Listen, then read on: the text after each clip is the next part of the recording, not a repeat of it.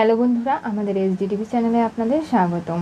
আমি দীপিকা চলে এসেছি আপনাদের জন্য তোমাদের রানী সিরিয়ালের আপডেট নিয়ে। রানী যখন চলে যাচ্ছে দুর্জয় ডাকে, কি ব্যাপার রানী দেবরয়, এখনো সিঁথিতে সিঁদুর পড়তে হবে? দেখাতে হবে মানুষকে যে শ্বশুরবাড়ির লোকজন ভালো নয়, স্বামী গ্রহণ করছে না, আপনি একজন ত্যাগ করা নারী, এগুলো বলে মানুষের কাছে সিম্পিতে আদায় করে নিতে হবে, তাই তো? আর তার জন্যই আপনি এগুলো করে বেড়াচ্ছেন? কি প্রয়োজন? যেখানে নিজের স্বামীর দায়িত্ব নিতে পারেননি, নিজের সন্তানকে নিয়ে চলে গেছেন স্বামীর কাছ থেকে কেড়ে, সেই পরিবারে ফিরে আসার বা সেই মানুষটার জন্য স্মৃতিতে সিঁদুর কেনই বা পড়তে হবে? আমি অবাক হয়ে যাচ্ছি দুর্জয়, তুমি এতটা খারাপ কথা কি করে বলতে পারো?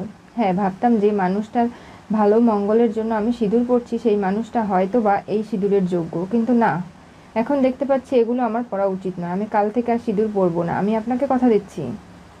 কারণ যে যেটার যোগ্য নয় তাকে সেটা দেওয়া উচিত নয়, তাহলে তো মূল্যই থাকে না। এই বলে রানী সেখান থেকে চলে যায় চোখে জল নিয়ে। ওয়াশরুমে এসে রানী প্রচণ্ড কান্না করে আর দুর্জয়ের কথাগুলো তার মনে পড়তে লাগে। দুর্জয় বলেছিল, কি ব্যাপার, স্মৃতির সিঁদুর নিয়ে লোকের কাছে দেখাতে হবে যে আপনি বিবাহিত, আপনার স্বামী আপনাকে গ্রহণ করে না? এরপরে রানীকে নানাভাবে দুর্জয় অপমান করেছিল, বলেছিল যে আপনি দেরি করে এসেছেন তাই আপনাকে এই হাসপাতাল থেকে আমি কিন্তু একেবারেই সাসপেন্ড করে দিতে পারি। এগুলো কথা মনে করে রানীর খুব কষ্ট হয়।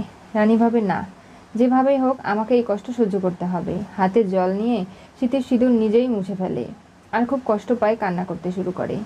ভাবে যে দুর্জয়, তুমি এতটা খারাপ কি করে হলে, আমি ভাবতে পারছি না। তুমি এরকম করে আজকে আমাকে অপমান করতে পারলে? এত কথা আমি শুনে কেনই বা সিঁদুর পরতে যাব? আমি আজ থেকে এগুলো পরবো না। তখনই হঠাৎ রানীর এক ছায়া এসে রানীকে বলে, আর রানী, তুই এত বছর যে দুর্জয় থেকে আলাদা থাকলি, কিছু লাভ হয়েছে কি? তুই তো এখনো দুর্জয়কে প্রচুর ভালোবাসিস, এত বছর ধরে ওর নামেরই স্মৃতিতে সিঁদুর পরিস, ওকে ছাড়া তোর শরীরে কারো গন্ধ লেগে নেই, কেউ তোর শরীর স্পর্শ পর্যন্ত করতে পারেনি।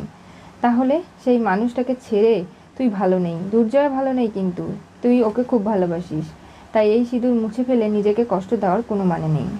তোদের দুজনকে কেউ আলাদা করতে পারবে না। তখনই রানী দুনির কথা মনে পড়ে। দুনি তার বাবার কাছে গিয়ে বাবা বলে জড়িয়ে ধরেছিল, দুর্জয় তাকে খুব আদর করেছে। এরপরে দুনি তার মা বাবার বিয়ের ছবি এনে রানীকে বলেছিল, সুন্দর লাগছে তোমাকে, এই ছবিটা আমার। সেই সমস্ত স্বপ্নগুলো দেখতে শুরু করে আর ভাবতে লাগে যে না, দুনির জন্যই হয়তো দুর্জয় এবং রানী একদিন এক হবে, কোনোভাবেই তাদের কেউ আলাদা করতে পারবে না। তখনই রানী আবারও নিজের ব্যাগ থেকে নিজের স্মৃতিতে সিঁদুর পড়ে, কিন্তু এমনভাবে লুকিয়ে যে দুর্জয় কখনো আর দেখতে পারবে না, এমনকি কেউই নয়, বুঝতেও পারবে না। কিন্তু রানী মন থেকে জানে যে হ্যাঁ, সে দুর্জয়ের নামে স্মৃতিতে সিঁদুর এখনও পড়ছে। দুর্জয়ের মঙ্গল কামনায় পিঙ্কি আনিশাকে ফোন করে আর আনিশা বলে যে দেখো, হাসপাতালে যে অশান্তিগুলো শুরু হয়েছে এগুলো কিন্তু মোটেও ঠিক হচ্ছে না। রানীকে রানীর কাজ করতে দেওয়া উচিত, আর তোমরা এই পার্টিটা অ্যারেঞ্জমেন্ট করছো ভালো কথা, তাই বলে কি রানীকে ডাকবে না তোমরা? আজকে যা কথাবার্তা হলো তাতে করে কিন্তু কোনো কিছুই ভালো হলো না। আনিশা, তোমাকে এগুলো নিয়ে ভাবতে হবে না। জয় রাজি, ছোটো মা রাজি, এমনকি আমিও চাই তোমাদের দুজনের বিয়ে হয়ে যাক। তাহলে তুমি কেন চাইছো না বলতে পারো? আর বাড়িতে কিছু লোকজন আছে যারা রানীর হয়ে বিদ্রোহ ঘোষণা করবে, কিন্তু কোনো লাভ হবে না, সেটা নিশ্চয়ই তুমি জানো। আর আমি চাই পার্টির দিন তুমি সুন্দর করে সেজে গুজে দুর্জয়ের পাশে এসে দাঁড়াও। তোমাদের দুজনকে যেন খুব সুন্দর লাগে। বড় বৌদি, তুমি যে কথা বলছো সেটা কখনো হবে না, কারণ দুর্জয় এবং আমি ভালো বন্ধু। আমাদের ব্যক্তিগত লাইফ এবং প্রফেশনাল লাইফের সমস্যা যদি একাকার হয়ে যায়, আমাদের এই ব্যবসাটা ধসে পড়বে, সেটা আমি কখনো চাই না। তাই আমি যেমন বন্ধু হিসেবে পাশে আছি, বিজনেস সামলাচ্ছি দুজনে মিলে, সেটাই ঠিক আছে। এটাকে আর অন্য কোনো সম্পর্কে নিয়ে যাওয়ার চেষ্টা তুমি করো না। আনিশা, তুমি আমার কথাটা শোনো, আমি তোমাকে বোঝাতে পারবো না, তাহলে আমি রাখছি। পিঙ্কি ফোন রাখা মাত্রই দেবযানী এবং মাধুরী দুজনে ক্ষেপে যায়, বলে, তুমি কাকে বললে যে আমরা রানীর হয়ে বিদ্রোহ করব? তুমি এতটা খারাপ কি করে হলে? দুর্জয় বিদেশ থেকে লেখাপড়া করে আসেনি, নাকি তুমি এসেছো? এমনটাই তো মনে হচ্ছে। তুমি লোকের কান যেভাবে ভরছো, তোমার আগের ষড়যন্ত্র এখনও শেষ হয়নি, তাই না বড় বৌদি? দেখো দেবযানী, একদম বাজে কথা বলবে না, আমাকে এরকম করে কথা শোনানোর কে অধিকার দিয়েছে? তখনই পিঙ্কির স্বামী চলে আসে, বলে, কি হয়েছে? তুমি আমার গলা শুনতে পেয়ে নিশ্চয় চলে এসেছো। এরা আমাকে কি করে অপমান করছে একবার দেখো শুধু। আমি কিন্তু মুখ বুজে সহ্য করবো না। তুমি কেটারিংয়ের সঙ্গে কথা বলেছো? ডেকোরেটরের সঙ্গে? আমার খুব এক্সাইটেড লাগছে। দেখো পিঙ্কি, এই পার্টিটা নিয়ে সবাই খুব আনন্দিত দুর্জয়ের সফলতায়, কিন্তু এই দিনটায় না হয়ে অন্য কোনো দিনে হলে খুব ভালো হতো। কিন্তু তোমরা কেন এই দিনটাই বেছে নিলে বলতে পারো? আজকে যা কিছু হয়েছে দুর্জয় চেয়েছে বলে, তা না হলে সবারই আপত্তি ছিল। থাক না সেগুলো কথা, যাই হচ্ছে খুব ভালো হচ্ছে, আর এটা সামনের দিকে এগিয়ে নিয়ে যাওয়ার দায়িত্ব কিন্তু আমাদেরই। দুর্জয়ের কেবিনে 4 জন জুনিয়র ডাক্তারকে ডাকা হয়েছে, সেখানে রানীও রয়েছে। দুর্জয় বলে যে দেখুন, এখন থেকে যে কোনো ট্রিটমেন্ট করতে গেলে পেশেন্ট আসা মাত্রই আপনারা নিজে থেকে কোনো কিছু করতে যাবেন না। সিনিয়র ডাক্তার বা মেট্রেন আপনাদের যা বলবে সেগুলোই করবেন, তার বাইরে কোনো কাজ করা যাবে না। কারণ আপনারা এখানে ইন্টার্নি করছেন, কোনো কারণে কোনো অসুবিধে যদি হয় সেই দায় কিন্তু হাসপাতালকে নিতে হবে, আর আমরা কোনোভাবেই সেই দায় নেব না। আর আমাদের নার্সিংহোমের কোনো বদনাম হোক সেটাও চাই না। তাই আপনারা নিশ্চয়ই সব কিছু বুঝে গেছেন। আর এখন থেকে আপনাদের সময় মতো আসতে হবে। আর কোনো পেশেন্টের কোনো ক্রিটিক্যাল অবস্থায় যদি কোনো ট্রিটমেন্ট ভুল হয়ে যায় তার খেসারত কে দেবে বলুন? স্যার, আমি আপনার সঙ্গে একমত নই। আপনি যে কথাগুলো বললেন সেগুলো ফিরিয়ে নিন। তার মানে আপনি এগুলো লিখে দিন এখানে। তাছাড়া তো আপনার মুখের কথা পাল্টে যেতে পারে, এই কথাতে কোনো দাম নেই। মানুষের লিখিত কথায় দাম রয়েছে, তাই আপনি সেটা করুন। এগুলোর প্রয়োজন নেই। তখনই দেখতে পারে রানীর সিঁথিতে সিঁদুর নেই। দুর্জয়ের গা জ্বলে যাচ্ছে। সে ভাবতেও পারেনি কি বলেছে না বলেছে রানীর সিঁথির সিঁদুর মুছে দুর্জয়ের সামনে চলে আসবে। দুর্জয়কে সে এই ভালোবাসে? দুর্জয়ের রাগ অভিমানগুলোকে উপেক্ষা না করে রানী উল্টে তেজ দেখাচ্ছে দুর্জয়কে। আনিশা বারবার বলছে, দেখ, যা কিছু করবি মাথা ঠান্ডা করে কর, এরকম করিস না। আমি তো কিছু করিনি, আমি লন্ডন থেকে পড়াশোনা করে এসেছি আনিশা, আমাকে ডাক্তারদের সঙ্গে ডিল করতে দেয়। তুই এগুলোতে নাক গলাস না। আর তুই যেহেতু হিসাব নিকাশ ভেতরের যে কাজকর্মগুলো রয়েছে সেগুলো নিয়ে থাকি, সেগুলো নিয়েই থাক। আর দেখুন রানীদেব রয়, আপনি যে কথাগুলো বললেন এগুলো আমি কখনো মানতে পারবো না। কারণ আপনারা নিজেদের ভবিষ্যতে ডাক্তার হয়ে বড় গাড়ি বাড়ি টাকা পয়সা নিয়ে স্বপ্ন দেখছেন, কিন্তু সেগুলো নির্ভর করছে আমারই হাতে। এখান থেকে আপনারা ইন্টার্নশিপ করার পরে যে সার্টিফিকেটটা পাবেন তার উপরেই নির্ভর করবে আপনাদের ভবিষ্যৎ, আর সেটা আমার হাতেই।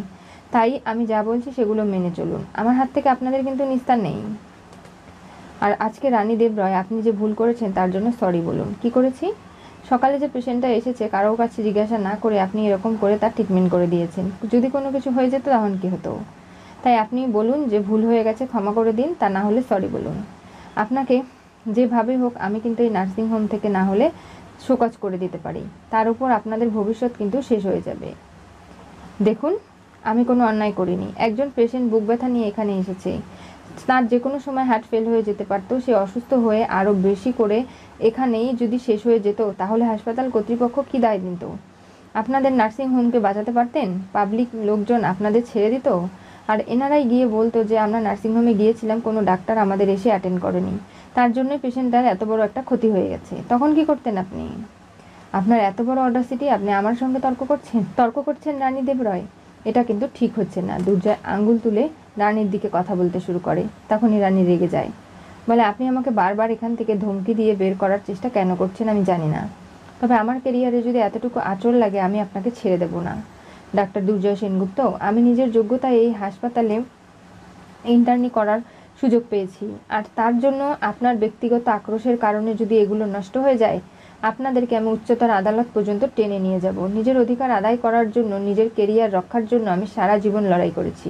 প্রয়োজন হলে আবারও লড়াই করব, কোনোভাবে আপনাকে ছাড় দেব না। বুঝতে পেরেছেন আপনি? কারণ যখন তখন এখান থেকে বের করে দিতে গেলে আপনাকে অবশ্যই কারণ দেখাতে হবে, এমন কারণ যেটার উপর ভিত্তি করে আমাকে বের করে দেওয়া যায়। তাছাড়া তো আমি এমনি বেরিয়ে যাব না, বা আমাকে অপমান করে তাড়িয়েও দেওয়া যাবে না। আর যাই কিছু হয়ে যাক না কেন, রানীদেব রায় কিন্তু হার মানতে শেখেনি। রানী থাক না, কেন থাকবে? প্রতি মুহূর্তে উনি আমাদের অপমান করছে। কেন? আমরা কি এখানে পড়াশোনা করার জন্য আসিনি? রানী এরপরে বলে, আমি এখন যেতে পারি? আমার যদি কোনো দরকার প্রয়োজন থাকে তাহলে আপনারা ডাকবেন, আমি আসব। এখন আমি যাই। রানীর সঙ্গে সঙ্গে বাকি জুনিয়রদেরকেও পাঠিয়ে দেয়, আর এরপরে মেট্রেনকেও চলে যেতে বলা হয়।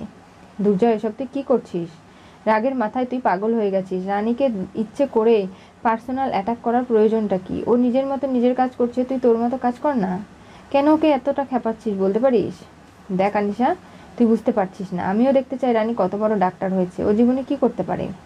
আমার এখানকার সার্টিফিকেটের ওপরেই ওর জীবনের অনেক কিছু নির্ভর করছে। এখান থেকে বেরিয়ে ও ভালো কোনোখানে যদিও যেতে চায়, তাও এখানকার সার্টিফিকেটের কিন্তু প্রয়োজন আছে। কি হতে চলেছে তোমাদের রানী সিরিয়ালের পরবর্তী টুইস্টে? দুর্জয়ের কথায় রাগ করে রানী স্মৃতির সিঁদুর মুছে ফেললো। দুর্জয়ের হাত থেকে নিস্তার নেই বুঝি। আজকে দুর্জয় যেভাবে অপমান করেছে রানীকে, সেটা রানী কখনো মেনে নিতে পারছে না। আর রানী দুর্জয়ের বিবাহবার্ষিকীর দিনই আনিশা এবং দুর্জয়ের বিবাহর জন্য অ্যারেঞ্জমেন্ট করা হচ্ছে, আর সেদিনই তাদের বিয়ের অ্যানাউন্সমেন্টও করা হবে, যেগুলো পরিবারে কেউ মেনে নিতে পারছে না। কারণ এই সব কিছুর মধ্যে দুনি এবং রানী দুজনেই সাফার করবে। তাদের জীবন নষ্ট হয়ে যাওয়া এতটাও সহজ কিছু নয়। রানী এত বছর দুর্জয়ের কাছে না থেকেও দুর্জয়কে ভালোবেসে গেছে, মিস করেছে। অথচ সেই দুর্জয় যখন এত অপমান করছে, রানী সহ্য করতে না পেরে আজকে প্রতিবাদ করে দিয়েছে। এরপরে কি হবে জানতে চোখ রাখতে হবে আমাদের চ্যানেলে। পাশে থাকা বেল আইকনটি অবশ্যই করে ক্লিক করুন।